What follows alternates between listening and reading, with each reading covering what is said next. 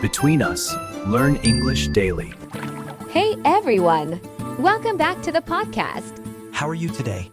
We have a wonderful day and a wonderful lesson. If you're here right now, I want you to know something first. You're not behind. You're not slow. And you're definitely not bad at languages. Most people who listen to podcasts like this are already doing more than 90% of learners. They show up. And today we're talking about something that almost everyone feels but rarely talks about. That feeling when English is in your head, but it doesn't come out naturally. You hear English, you understand English, but when it's time to speak, your brain stops and you feel this pressure. You feel like you need to be fast. You feel like you need to be correct. You feel like people are waiting. And that's the moment when translation starts. Your brain runs back to safety, to your first language, to what feels familiar. And that's normal. That's human. But here's the important part. Thinking in English is not a skill. It's a state. And you can't force a state. You can only enter it slowly. You don't wake up one day and suddenly think only in English. It happens in pieces. Small moments, a sentence here, a reaction there. And at first, you don't even notice it. You just feel less tired. You feel like speaking costs less energy. And that's the sign. That's when you're moving from translation to thinking. Yeah. And I want to slow this down even more because people here think in English and they imagine something unrealistic. They imagine full conversations in their head. Perfect grammar. No mistakes. That's not real. Real thinking in English sounds simple. Sometimes even ugly. It sounds like, I'm not sure. This feels strange. I don't know how to say it. And that's still English. A lot of learners think they're failing because their thoughts are basic. But basic thoughts are the foundation. You don't build fluency on complex ideas. You build it on automatic reactions. And reactions are short, fast, simple. So when you stop translating, you don't become smarter. You become faster, more direct, more human. And let me say this clearly. You are allowed to pause. Silence is not a mistake. Silence is thinking.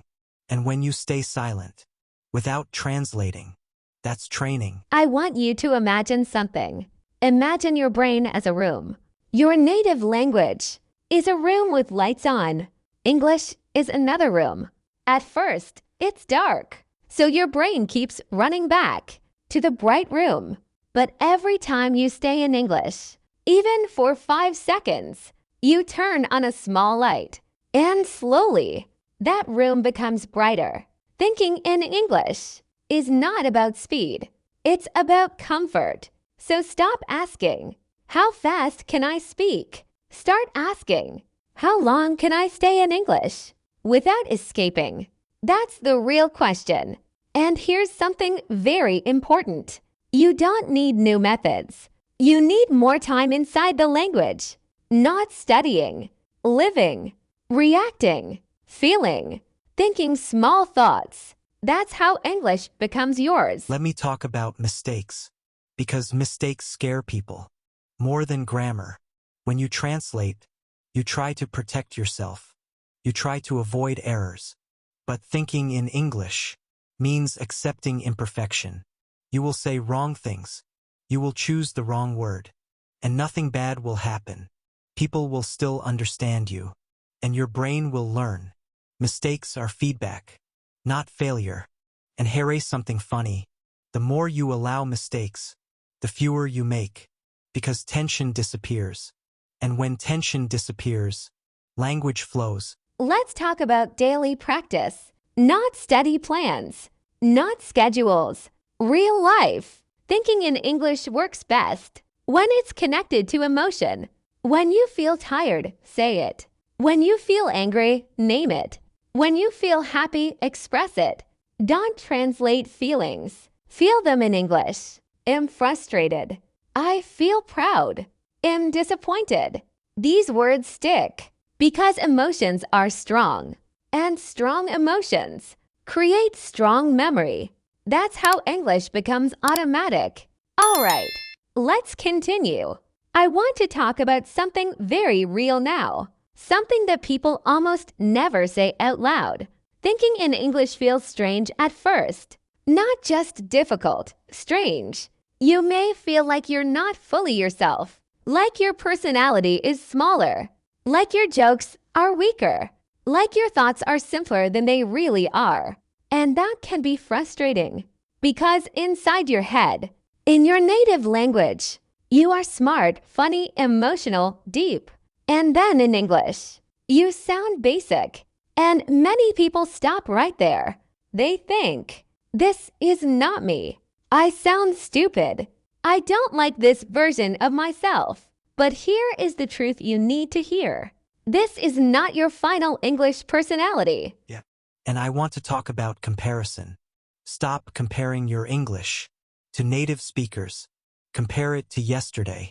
If today you stayed in English for 5 seconds longer, that's progress. And progress compounds. It grows quietly, so don't rush it. You're not late. You're exactly where you need to be. This is your training version. Everyone has one. Even native speakers of English who learn another language go through the same thing. Your personality doesn't disappear. It waits. It waits until the language becomes familiar enough to carry it. So don't reject this phase. Respect it, because this simple, quiet English is building space for your real voice later. This part is important. A lot of learners think fluency means sounding impressive, but fluency actually means sounding comfortable. When someone is fluent, they don't try to prove anything. They don't rush. They don't overthink every word. They speak, pause, correct themselves, continue. And that's what you're learning now. When you stop translating, you also stop performing. You stop trying to impress. You start communicating. And communication is messy. It's not perfect sentences. It's ideas, feelings, reactions. So if your English feels simple right now, good. Simple is honest. Simple is usable. Simple is the base of fluency. Let's talk about overthinking. Because translation creates overthinking. You don't just think about what to say. You think about how to say it, and if it's correct, and how it sounds. That's too much. Thinking in English means reducing choices, not choosing the best word, choosing the first clear word, not building the perfect sentence, building a sentence that moves the conversation forward. And here's a small mindset shift. Your goal is not accuracy. Your goal is flow. Accuracy improves later. Flow comes first. When you allow flow, your brain relaxes. And when your brain relaxes, English stays longer. I want to share something personal here. When I was learning, I noticed something strange. On days when I studied a lot, I felt tired. But on days when I used English, even a little, I felt lighter, because English stopped being a task and started being a tool. Thinking in English is not study time. It's lifetime. It's when you talk to yourself, when you react, when you make decisions. And that's why it works. You're not forcing your brain. You're inviting it. And let's be honest, there will be days when you feel like you're going backwards. Days when translation comes back. That's normal. Progress is not a straight line. It's waves. Some days you think in English easily. Some days you struggle. That doesn't mean you lost progress. It means your brain is adjusting. So don't quit on a bad day. Bad days are part of learning. I want you to imagine the future version of you. Not perfect English. Not native. Just relaxed. You hear English. And you don't panic. You answer. And you don't translate. You don't think, is this correct? You think, does this express what I feel? That's real progress. And that future version of you is built right now. In these quiet moments, in this simple thinking, So don't rush away from this stage. Stay here. This is where language becomes natural. Let's stay here a little longer. I want to talk about something very quiet, something that happens inside your head, but you might not notice it. When you stop translating, your thoughts become shorter, and that can feel scary because you're used to thinking in long sentences, complex structures, deep explanations. But English thinking often starts small, very small, and that's not a problem. That's a sign.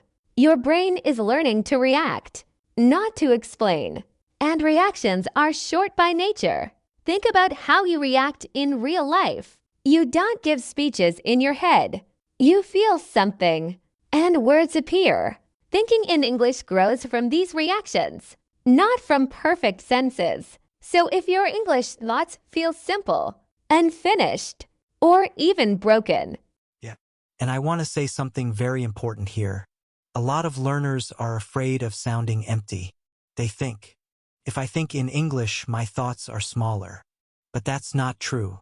Your thoughts are not smaller. They're just lighter. When you translate, your thoughts are heavy. They carry two languages, two systems, two checks. Thinking in English removes weight, and lighter thoughts move faster. That's why fluent speakers don't sound complex all the time. They sound natural. They choose clarity over beauty, and clarity always wins in communication. So don't chase big sentences. Chase clear ones. I want to talk about patience, because patience is the real skill here. People want fast results. They want a moment when everything clicks. Sometimes that moment comes, but most of the time, progress feels boring, uneventful. You don't feel smarter. You don't feel fluent. You just feel normal. And that's actually success. Because when English feels normal, it stops being stressful. And when stress leaves, thinking becomes natural. So if you feel bored sometimes, good. That means English is integrating. Let's talk about inner dialogue. That voice in your head. Most people think inner dialogue is automatic, but it's not. It's trained. Right now, your inner voice is trained in your native language, and English feels like a visitor. But the more you invite English in, the more comfortable it becomes. At first, it feels forced. You forget words. You stop mid-thought. You repeat yourself. That's okay. Repeating is not a mistake. Repeating is reinforcement. Every time you repeat a thought in English, you tell your brain, this matters.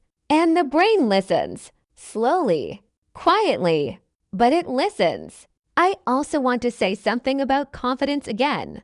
Confidence doesn't come from knowing the right answer. It comes from trusting yourself to handle the situation. Even if you don't know the perfect word, even if you need to explain differently, thinking in English builds this trust because you stop relying on translation. You start relying on yourself, and that changes how you speak. Your voice becomes calmer. Your pace slows down. You stop apologizing for your English, and that's a huge shift. All right, let me take this part slowly. I want to talk honestly now, not like a teacher, not like a motivational speaker, just like a person who went through this. When I started thinking in English, I felt stupid. Really. Not because I didn't know words, but because my thoughts felt empty. I was used to being smart in my native language. Funny, quick, sharp. And in English I felt like a child. And that hurts the ego. No one talks about this part. People say, just think in English. But they don't say what it feels like. It feels uncomfortable. Feels slow. Feels unfair. You know more than you can express. And that gap is painful. But hey, race the truth. That gap is not weakness. That gap is growth. Your brain is rebuilding roads. Old roads are fast. New roads are messy. But new roads lead somewhere new. I remember moments when I wanted to quit. Not because English was hard, but because I didn't recognize myself. My personality felt muted. My humor disappeared. And I thought, is this worth it? And yes, 1,000 times yes. Because one day, without warning, your personality comes back. But now in English, not translated, not copied, real. And I want you to understand something important. You don't lose yourself when you stop translating. You find a second version of yourself. Calmer one, clearer one, sometimes even braver, because speaking another language teaches humility, and humility makes communication stronger. Another thing nobody tells you, thinking in English changes how you think in general. You become more direct. You explain things simpler. You stop hiding behind complex words. And that's powerful. Simple thinking is confident thinking. So if right now your English thoughts sound basic, I want this, I don't like that, I'm not sure, good. Those are real thoughts. Build from there. Don't decorate them. Let them breathe. And yeah, sometimes you will mix languages. Sometimes your brain will freeze. Sometimes you'll say nothing. That's part of the process. Silence is not failure. Silence is your brain choosing. Give it time. If you're listening to this and thinking, okay, but am I doing enough? You are. If you think about English at all, you are. Progress is happening quietly, even when you don't feel it. I really love what Max just said, because it's true. And I want to add something gentle here. You don't need to be strict with yourself. Learning to think in English is not discipline. It's permission. Permission to be imperfect. Permission to pause. Permission to sound not ready. Because no one is ready. Fluency is not a destination. It's a relationship. And relationships grow with kindness. I see so many learners who are too hard on themselves. They say, I should know this. I learned this already. I'm still bad. But language doesn't work like math. You don't finish a word. You meet it again, in a new situation, with a new emotion, and suddenly it sticks. Thinking in English is emotional, and emotions need safety. So create a safe space in your head. No judgment, no rush, just curiosity. Here's a small mindset shift I love. Instead of asking, am I fluent? Ask, did I stay in English a little longer today? That's it. That question changes everything. And I want to say something very important. Your accent is not a problem. Your pauses are not a problem. Your mistakes are not a problem. Fear is the problem. And thinking in English slowly removes fear. Because you stop performing. You start existing. When English becomes a place you can rest in, you're already fluent. Even if grammar isn't perfect. Even if vocabulary is limited. Comfort comes first. Accuracy follows. And if you ever feel tired, take a break. Not from English, but from pressure. Watch. Listen. Think small thoughts. I like this. This feels strange. This is interesting. That's thinking in English. All right, that's it for today. I really hope you enjoyed this episode and found it useful. If this video helped you even a little, don't forget to like it. It really supports the channel. Thanks for spending this time with us and practicing your English together. And if you want more videos like this, make sure to subscribe to the channel. Share this episode with someone who's learning English too. It can really help them. Thank you for listening. Keep practicing. And don't be afraid to think in English. Have a nice day and good luck and bye-bye.